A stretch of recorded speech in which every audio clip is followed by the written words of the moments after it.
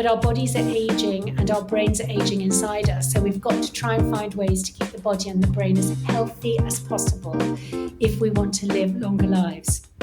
And so I think wherever you are in your life, there's always something to learn. Hello, Bob Wells here, and welcome back to the Undercurrent Stories podcast, where we dive deep into the hidden depths of our world, one fascinating guest at a time. In fact, in today's episode, we're diving deep into our own brains to discover why we do what we do. I don't know about you, but sometimes I wonder why I did something in a particular way. Joining us is Dr Helena Boschi. Helena is a psychologist specialising in applied neuroscience and a much sought-after speaker where she brings the fascinating world of brain science to her audience in ways that are practical and that can be applied. And she has a book out, which has been out a couple of years, called Why We Do What We Do. Hello and welcome to Undercurrent Stories, Helena. Hi. Hello, Bob. It's great to be here. It's great to have you on. I have to say, your website, The Rhyming Couplets, that was fantastic. Whose idea was that? Mine.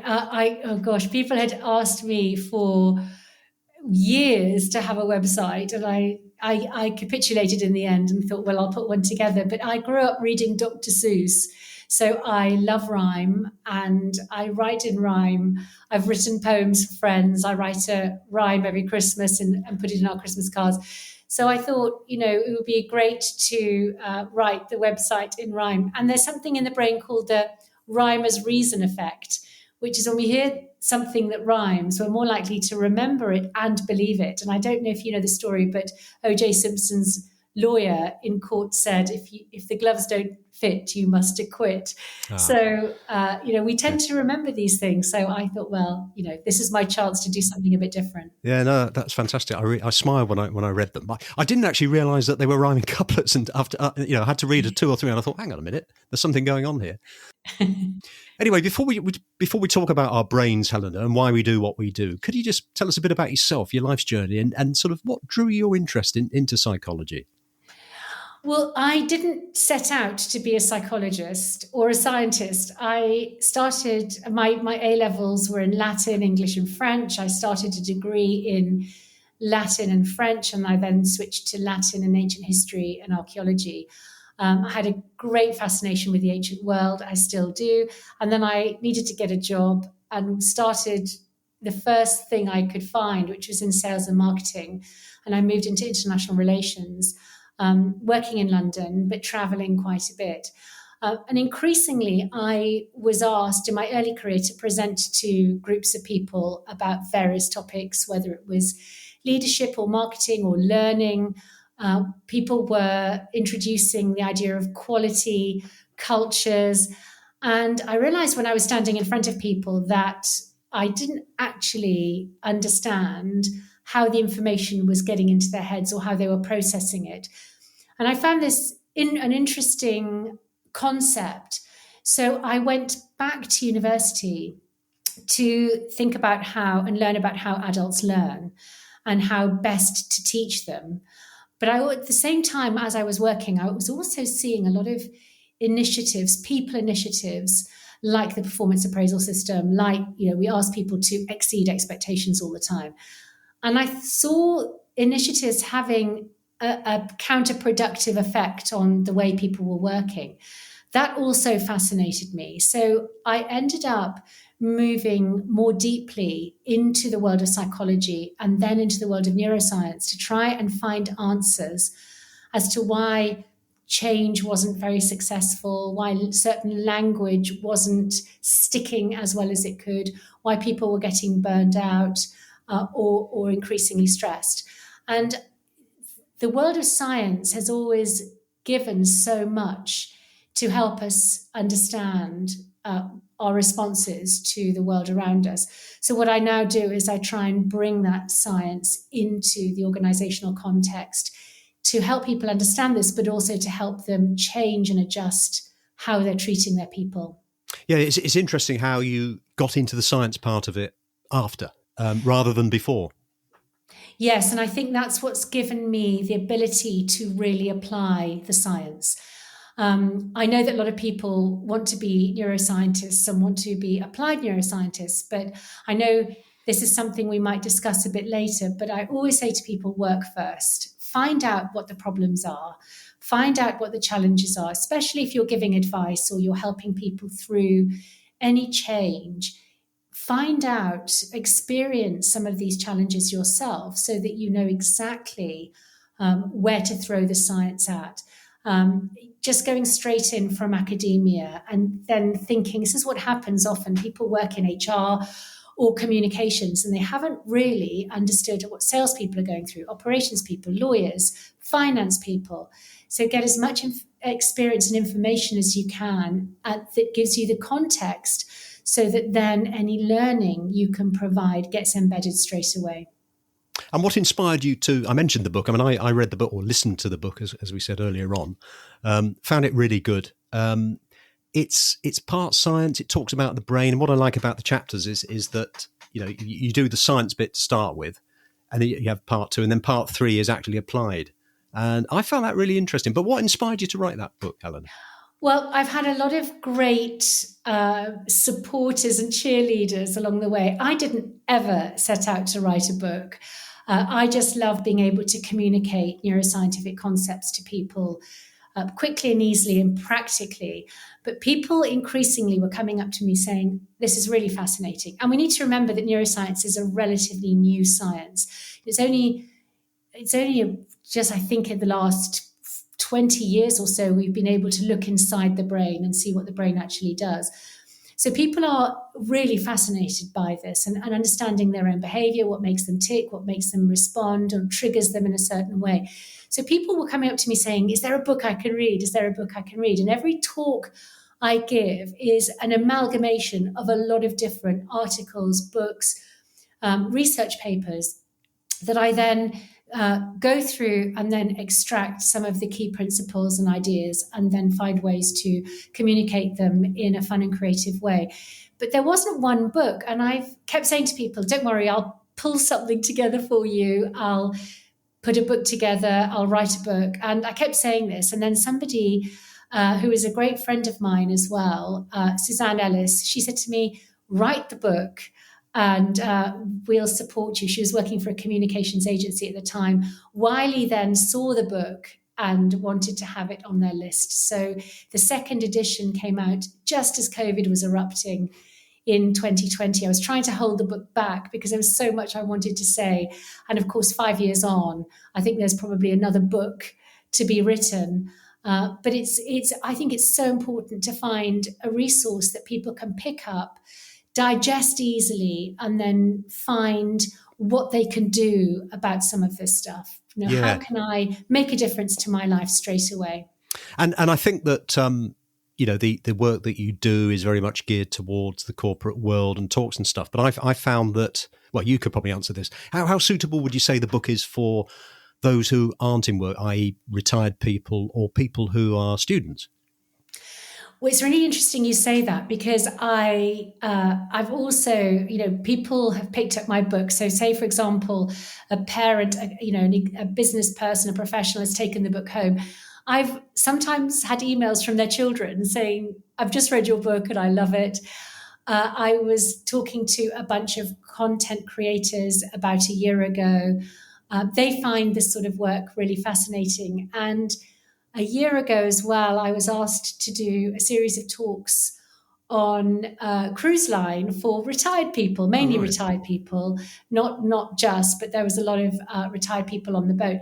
They found it fascinating and all wanted to get a copy of the book. So I think the brain is the brain is the brain. And I think, wherever we are in our lives, we need to know more about our neurological responses, the way the brain is structured, how we can keep it healthy, functioning properly. We're all living much longer than perhaps we were designed to, but our bodies are aging and our brains are aging inside us. So we've got to try and find ways to keep the body and the brain as healthy as possible if we want to live longer lives. And so I think wherever you are in your life, there's always something to learn. Well, I certainly felt that when I read the book. So I suppose that's a good segue into my next question, which is, what is the brain? Could you summarize the brain? Because I've been hearing a lot of things recently about the brain just isn't just that organ in your head. it is in your gut and all sorts of things. Could you Oh, clarify no, that no. for us? Well, no, the brain is in the head. People talk about the gut as a second brain. I mean, the Yeah. gut-brain axis is very important, and the majority of messages do go gut to brain. But there's one gut, there's one brain, and I think we need to know the difference. So the brain sits inside our skull. Sorry, can I just interrupt you Yeah. there? Is the brain an organ? Is it considered to be an organ? Yes, Right. I've called it an organ. Yeah. I hope that's scientific. Yes, I think it is an organ. Yes, I believe it's our most important organ. Yeah. It's the most invisible one, really, because we don't really question or think about how it's working for us most of the time, and we take a lot of it for granted. We're aware of heartbeat, we're aware of kidney function when we go to the loo. We're aware of a lot of we're aware of our digestive system, but the brain is something we do take very much for granted. So it's the basis. I think it's our most important organ, and it's the basis of absolutely everything we do: how we think, how we feel, how we remember, how we touch, move, breathe, how we regulate our biological functions. Without our brain, we are nothing. And so I believe it's a critical. Well, of course, it's a critical organ, but I think it's the one that we really need to devote so much more energy to. It's about 2.5 to 3 pounds, or 1.3 kilos. It accounts for about 2% of our body weight, but this is the interesting thing. It requires 20% of our body's blood supply and energy. So it's an energy hog. It takes so much energy from us. So, if we are using a lot of brain power, we are consuming a lot of energy. The brain is divided into 3 parts: the cerebrum, which is the largest part of the brain, and that's divided into 2 hemispheres. I know we'll talk about that a bit later. It's covered by this covering called the cerebral cortex, and the cerebrum is divided into 4 lobes. The frontal lobe, which is the home of our executive functioning and decision making, underdeveloped in the teenage brain. It doesn't fully form until we're in our mid to late 20s. Above our ears are the temporal lobes, which house the hippocampus, which accounts for a lot of our memory, the amygdala. There's a lot going on inside the temporal lobe. The parietal lobe, which is sort of around the top and middle, which processes sensory information and spatial awareness. And the occipital lobe at the back of the head processes vision. And these lobes are then subdivided across the 2 hemispheres. So we've effectively got 8 lobes. The brain has got grey and white matter, our little grey cells. The nerve cells, or the neurons, and the white matter are the synapses or connections. And they're white because they're wrapped in a fatty substance called myelin.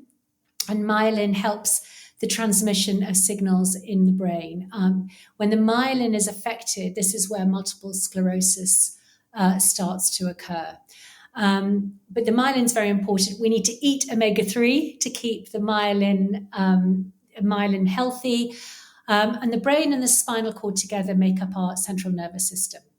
So we've got the cerebrum, then we've got the cerebellum, which is located under the cerebrum. It's the little brain, it's cerebellum, and that coordinates muscle movements. And then we've got the brain stem, which connects the cerebrum and the cerebellum to the spinal cord. And this helps with breathing and heartbeat and body temperature, wake and sleep and digestion, and all the stuff that we rely heavily on to get us through the day.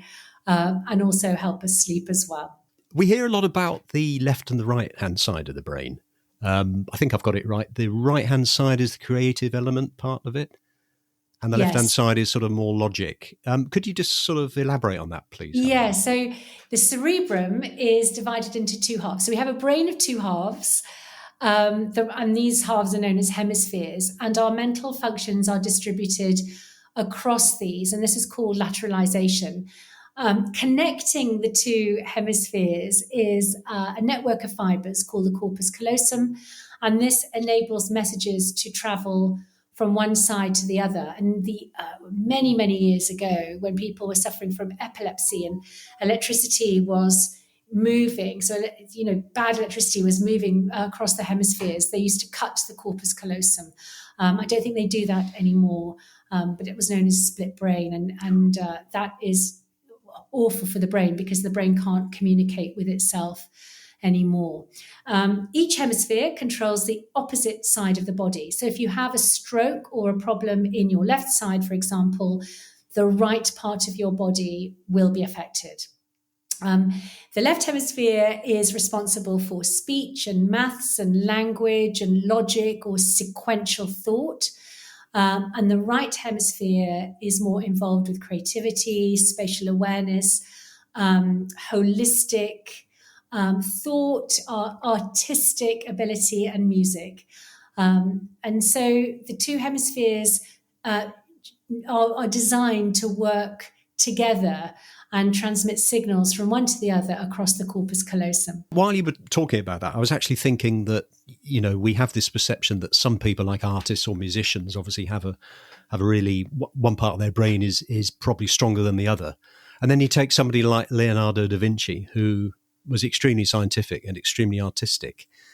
Are we born with what we've got? Do we develop it? Is it environmental? Why is it Gosh, that we're so different? That's the age-old question. Oh, sorry. It's the one that psychologists and scientists have been grappling with for years.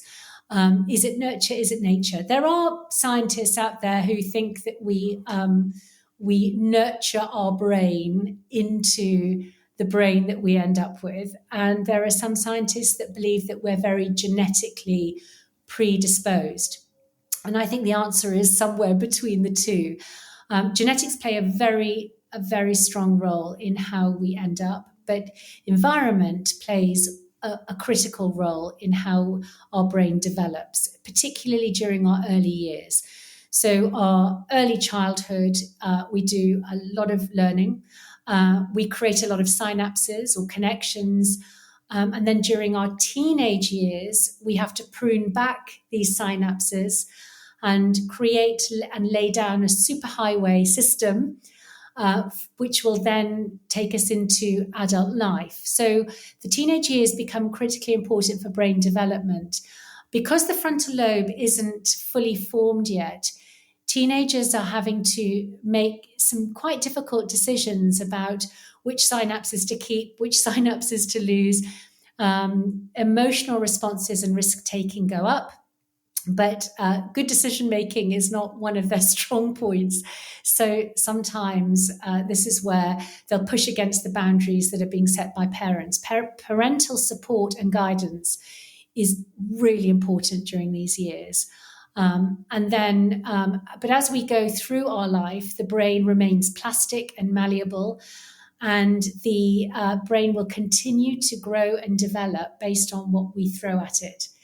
So that's the really wonderful note of hope for the brain, is that even if we've had a rocky start, a difficult childhood, we've suffered some early trauma, we can still reshape and remold our brain in our adult years. It takes a bit longer and it takes a bit more effort, but we can affect real differences to our brain by being very intentional, very careful and cautious about what the things that we decide to do.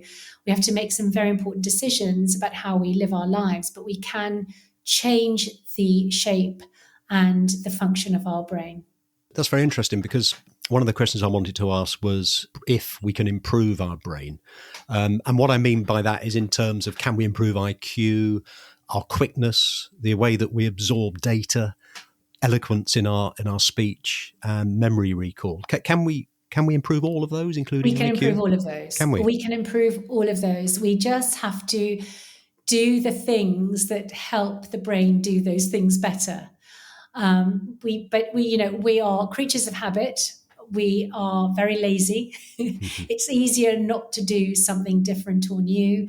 It's easier to stick to tried and tested patterns of behavior, the routines that make us feel efficient. But we can improve pretty much every aspect of our cognitive functioning if we choose to. But we need to put effort into it. Yeah, I find, I've taken up running again, and I do find after I've come back from a run that I feel better generally, but also my brain seems to be a bit quicker.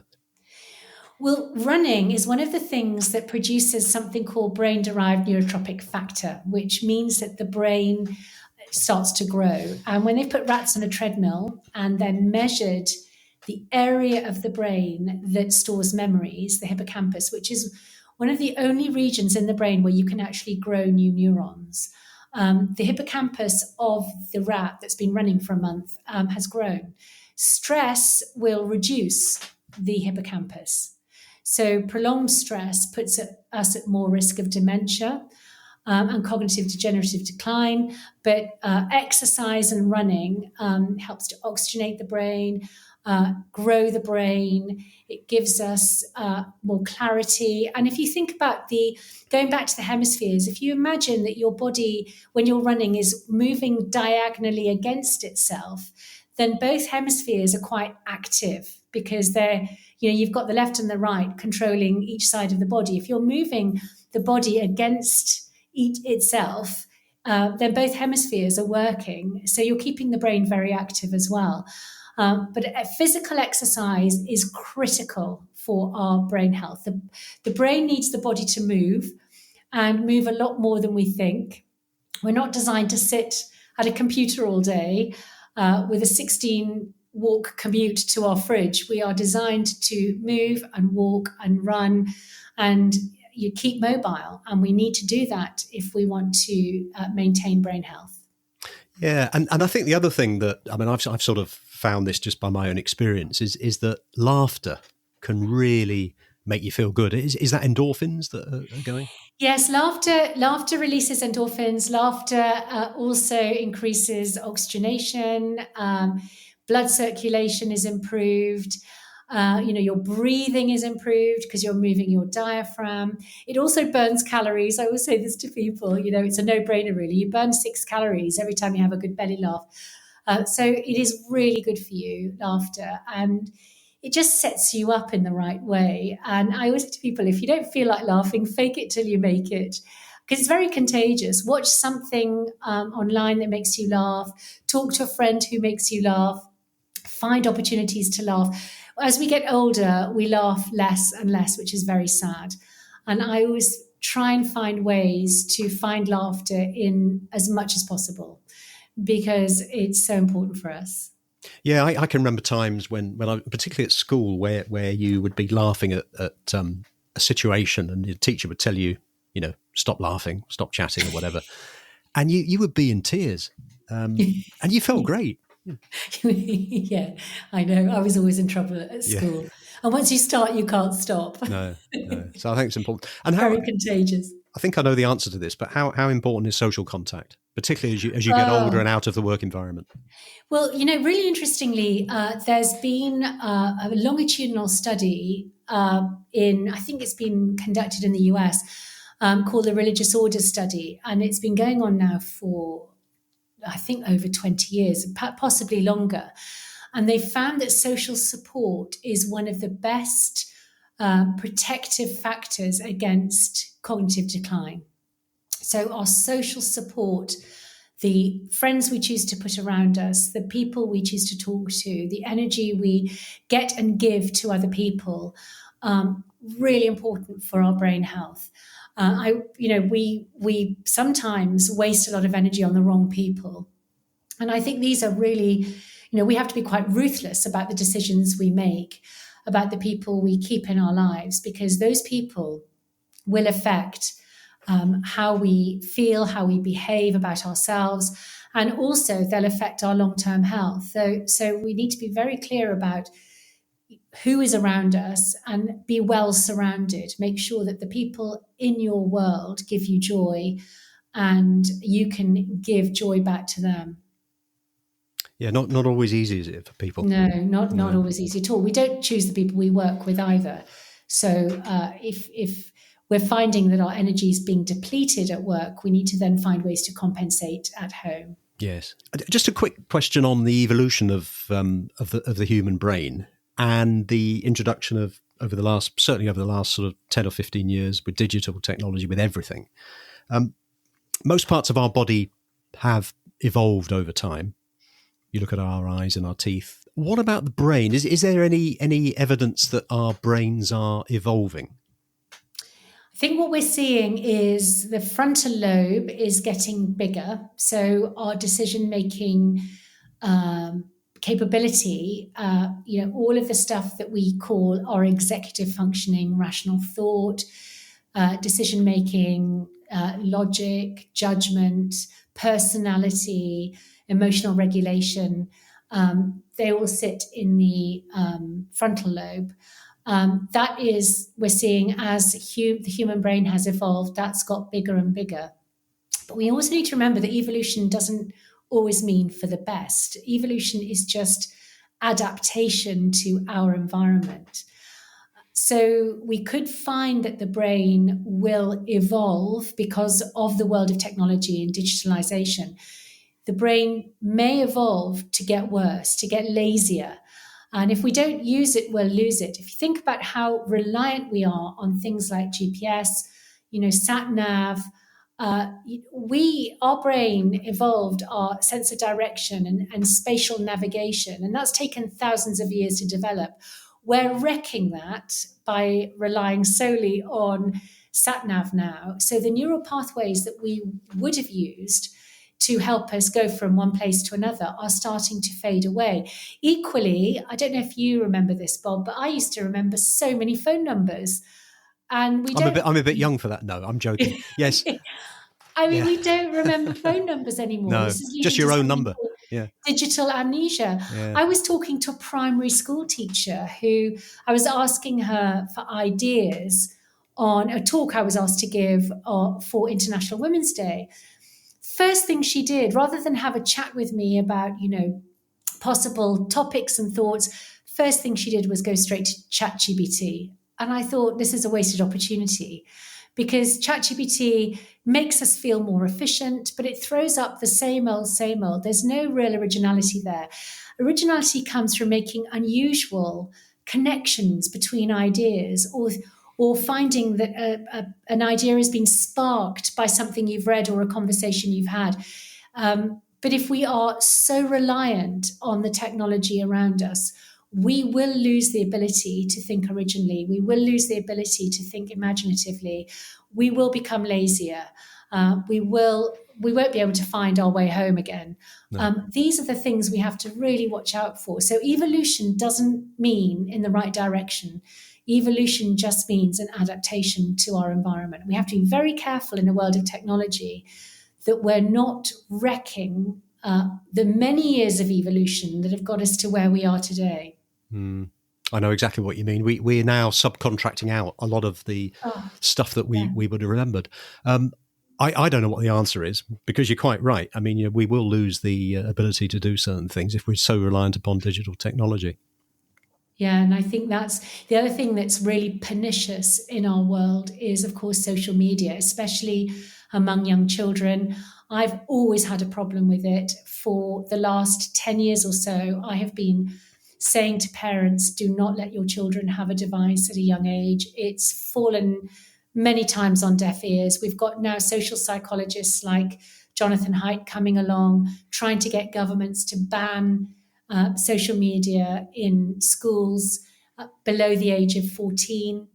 It is a terrible way for children to grow up, to be constantly exposed to this idealized, curated view of perfection, and it's leading to a lot of mental illness. And I just think we've got a lot of thinking to do about how we use the world that we're designing for ourselves. Let's assume that we all want to improve our brains, and I'm sort of going on to decision making now because you mentioned that in your book. Many of us have trouble making decisions. We get swamped, don't we? I think we all do to a certain extent. What is your work? What would you suggest is the best way of counteracting that difficulty in making decisions?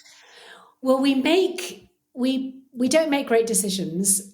Even when we have all the right information at our fingertips, we don't make great decisions. And the reason for this is just the way the brain is set up to think quickly. So we often think too quickly. We're hyperreactive, and we're even more hyperactive now because, as you say, we're being swamped by information. We're being bombarded constantly through our technological resources. So we think too quickly and we don't always reach for the best solution. We all are suffering from inertia, natural inertia or laziness. So it takes a lot to push us out of this. Even when we know it's the right thing to do, we don't do it because it's easier not to. We tend to avoid a loss more than move towards a gain. So we hate losing more than we like winning. People suffer greatly from FOMO, which is part of this. It's called loss aversion. We're very present focused. We're very poor at long-term planning. The area of the brain that we need to help us see ourselves into the future doesn't actually work beyond a year. So asking people to set 5-year strategies is a nonsense because the brain literally can't do that. And then we rarely assess the decisions we make. And we think if the outcome is good, then the decision has been good. This is called outcome bias. So we don't make great decisions at all. And the way that we can improve our decision making is to take a bit of a breath or a step back and allow ourselves to think, even for a matter of seconds. Count to 10, or if you can't count to 10, count to 5, and find a way to just move away from the initial reaction. Think about what you want to do. If you've got time, talk to someone who is different to you, sees the world differently to you, so you get a more considered view. And then if you are able to evaluate a decision for the decision's quality rather than the outcome's quality, so you can see where the decision-making process has taken you.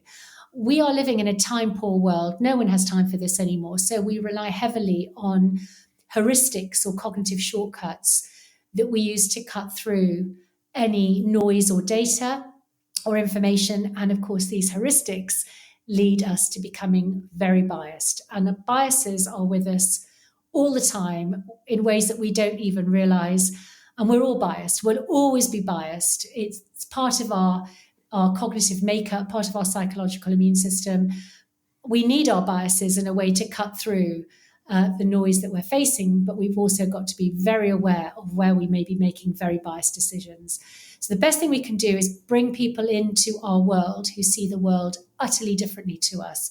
So they challenge our view and give us time to pause and think. And we have to allow those people in. They're not easy. We don't like people disagreeing with us, but we absolutely need them. That's interesting in an age where, people have these conflicts on social media. I'm thinking of Twitter or X, whatever it is. Yeah. Polarized views seems to be the way of the world at the moment. We're becoming more polarized. If you look what's happening around the world, we're becoming much, much more polarized than perhaps we've ever been. There's no room for grey anymore. It's black or white. And we become very entrenched in the position that we adopt. We can't see beyond that. It's much easier to form a new belief than to change an existing belief. And we tend not to change a belief that's become very embedded in our cognitive architecture. So we are at the mercy of our own cognitive framework, and we don't question it. We've got to question it every day if we can, because we don't have all the answers. We need people to help us see what we have become blind to. We have to allow those people in, but we're not. We're just sticking rigidly to our own thoughts, and then we defend them. Even if we deep down know they're wrong, we still defend them. This is called cognitive dissonance. And the brain hates the tension between our belief and knowing that the belief might be in some way questionable. How important is diet to the health of our brain and its function? And when I say diet, I'm not just talking about green vegetables and pulses. Oh, well, I'm talking about alcohol. Sorry, I had to bring that in. Well, yes. Speaking on behalf of a friend here. Yeah, yeah. Alcohol is the new smoking. The WHO links alcohol to so many cancers now, and more and more people are actually giving up alcohol. I think, there's a lot to be said for moderation in everything we do. I think people who have are able to have a moderate diet of alcohol, of anything, tend to have healthier lives anyway, because they're not creatures of extreme. But diet plays a very, very strong role in our brain health. 95% of serotonin, which is the chemical linked to happiness and feelings of well-being, 95% of that actually sits in our gut. So the food we put into our gut, and the messages that are carried then to our brain via the vagus nerve, really important that we think about what we eat as much as we can and give ourselves the right fuel every day. When we eat anything, it will enhance or activate neurotransmitter or hormonal activity in the brain and the body. And so we can link any food that we choose with the synaptic transmissions or the mood that we then feel. And we can actually help to regulate that through choosing our food with more care. And talking about choosing, we hear quite a lot about negativity and negative thoughts causing depression and even illness. What advice would you give to somebody who feels that they're maybe not necessarily depressed, but they keep having negative thoughts and it's affecting how they feel? Well, the one thing I would say to people to reassure them is the brain is naturally very negative. It's negatively wired. So it becomes more electrically active when we hear bad news over good news. It's designed to help us avoid a threat or a danger or a stressor in our world. So we had to switch on to potential danger very quickly. So the brain is designed to be negatively wired. So that negativity in the brain is actually quite natural. When it spills over into a hypervigilant state or feeling that, everything is a catastrophe. So this is called hypervigilance or catastrophization. This is when it can start to impair our responses. Then we need to pay more attention to what we're doing to ourselves. And there are a lot of resources out there to help people calm their brain down. Taking a breath, taking a deep breath, a really deep breath. This is called the physiological breath. So two sharp inhalations and one very long exhalation activates the diaphragm to then bring the rest and digest parasympathetic mode back online. When we're in an agitated state, it's likely that we've activated the fight or flight response, the sympathetic response. And so our breathing is quickened, our heartbeat goes up, we are focused on survival, we can't think straight. So what we have to do is rebalance and reset. So the physiological sigh is a very good way to do that, counting to 10. Talking about it as well. Dan Siegel says this, when we name it to tame it, we start to think about how we feel, and this starts to reduce the alarm bells in the brain. We feel less anxious. We have to find the right people to talk to so that they really listen to how we feel and then validate our feelings. If we're listening to somebody else who is in an anxious state, we mustn't try and switch them into a positive state too early. This is known as toxic positivity. When we hear, don't worry, it could be worse. Look on the bright side, first world problems, all those things that we don't need to hear at that particular point in time. There's a time to try and get into a positive state again. But when we are feeling really anxious and we need to name it to tame it, we need people just to really listen, get into the mud with us, validate our feelings, and then we might feel strong enough to come out. But it is something that we have to recognize as a natural response to a lot of change, a lot of uncertainty, not knowing what tomorrow is going to hold, never mind next year. The world is bonkers right now, and the brain is suffering as a result. It's interesting you should say about when you're listening to somebody not offering, not talking about first world problems and all the other things. I've found when I've listened to people who are undergoing a bit of stress about something, I found through experience it's best just to listen and not offer a solution immediately within the first 30 seconds, which I could probably see as a possibility, but actually Yes. just listen. Just listen and just say, this is awful for you right now. I'm with you. I can't even imagine what you're going through. This is, or I can imagine what you're going through because I've been through it myself. But actually telling people that they had a friend who got through this and this is what happened, or that's not helpful either, because that's their problem. This is your problem. So sometimes people just need to sit with how they're feeling and find that those feelings are being validated by someone else listening. And this is what we need to hear, that my feelings are my feelings and I'm feeling them right now. I don't need to hear what someone else has gone through. I need you to understand this is how I'm feeling. Just simply listening and not offering a solution. Perhaps not for the first 3 conversations, not offer a solution.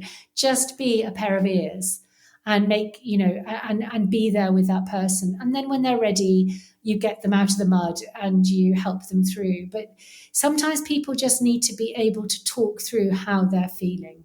And because we're living in this very impatient, very hyperreactive world, we just want to switch people out of a negative state into a positive one. That's not going to help them.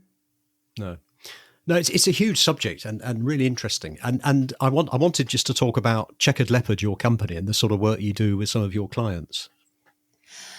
Well, the first thing to say is that I'm not a consultant, so I don't do consultancy. I have been asked to work alongside some organisations, but I really love what I really love to be able to do is give people an injection of fun and energy and some brain insights in a short space of time to whet their appetite to go off and learn more.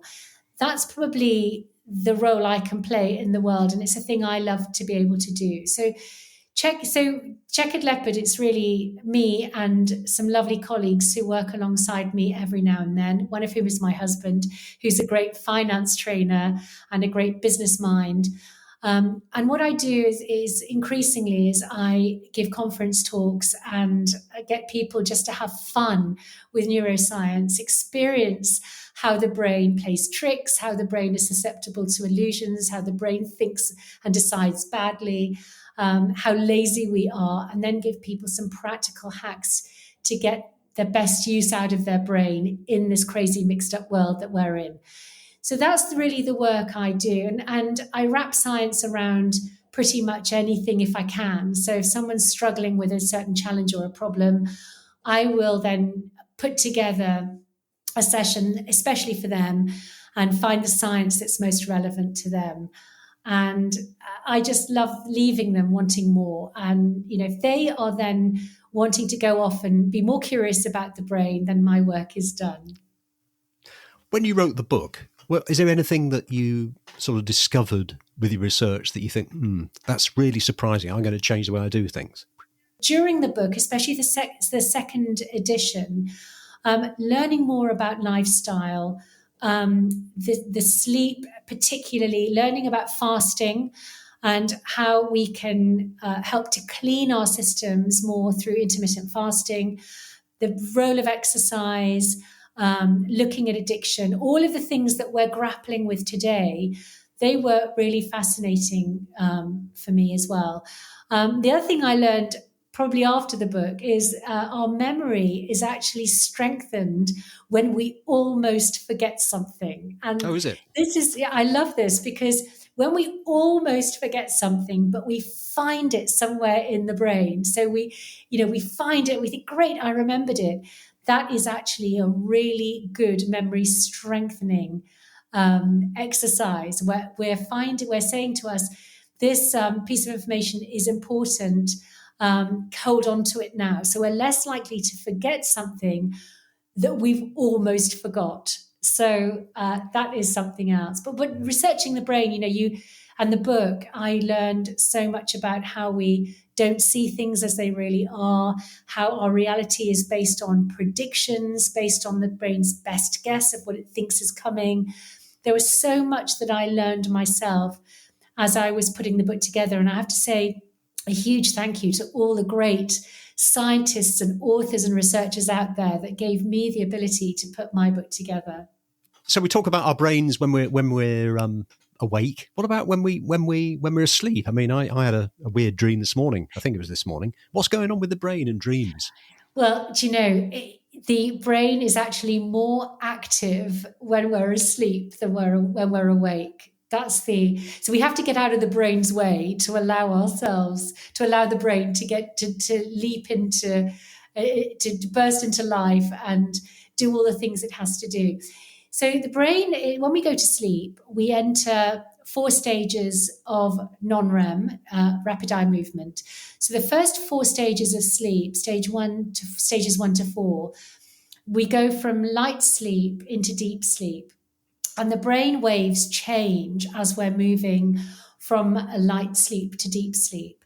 And then every 90 minutes, we come out of non-REM sleep into REM, rapid eye movement. And this is where we do a lot of our dreaming.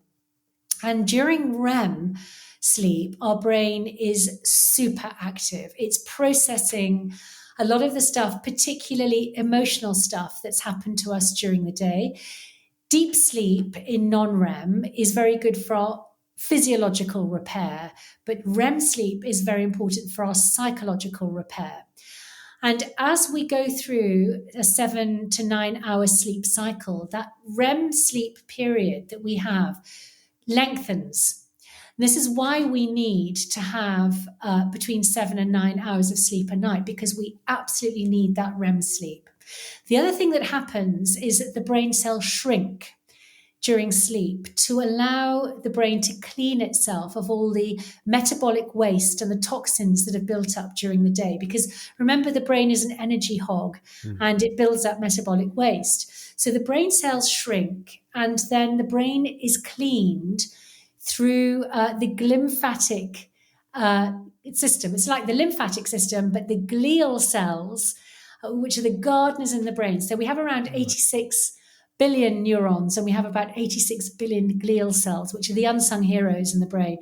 And they're the gardeners in the brain, and they help the neurons communicate, they help messages move across the brain, and they help with the synaptic pruning. So even though teenagers are going through synaptic pruning big time, we go through synaptic pruning every night. So they prune back synapses, they clean and wash through the brain, and we get rid of all the synapses we're not using or that we don't need, and we get rid of the waste. Now, 2 things need to be got rid of during sleep. One is something called tau, and the other is beta amyloid. And of course, these 2 proteins are linked to Alzheimer's. So we've got to sleep to protect our brain, clean the brain, process emotions properly, build our strength physiologically, and make sure that we're getting rid of the stuff we really don't want to sit and that we don't want to have sitting in our brain. And that these things sit like a plaque. They create real problems for us if we don't get them washed out. It sounds like sleep's really important. Really important. It's the number one thing. And if you're not sleeping, but you're doing everything else, it's not going to be as effective as if you're sleeping first. So make sleep your number one priority if you can, and then everything else follows. Some good advice there. Well, Helena, this has been a really fascinating conversation. It's been so interesting to learn about the science behind the brain and the reasons we do the things we do. And I think really the practicality of it all, with the tips and advice you've given, can help us all in our daily lives. My guest today has been Dr. Helena Boschi. Helena is a psychologist specialising in applied neuroscience and author of the book Why We Do What We Do, links of which can be found in the show notes. Thank you for coming on the show, Helena. Thank you very much, Bob. It's been great to be part of this.